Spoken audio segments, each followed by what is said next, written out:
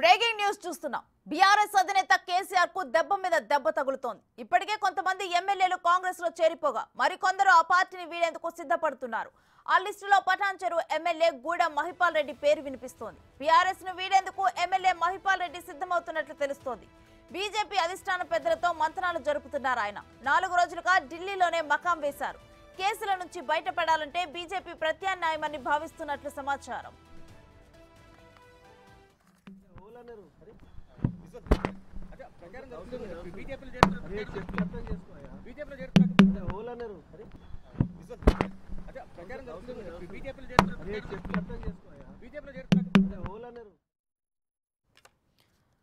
మొదట ఎమ్మెల్యే మహిపాల్ రెడ్డి కాంగ్రెస్ లో చేరాలని ఆసక్తి చూపారు. అయితే హరీష్ రావు ప్రోద్బలంతో బీజేపీలో చేరుతున్నట్లు ప్రచారం జరుగుతోంది. కేసుల నుంచి బయటపడాలంటే బీజేపీ కరెక్ట్ అని హరీష్ రావు సూచించినట్లు సమాచారం.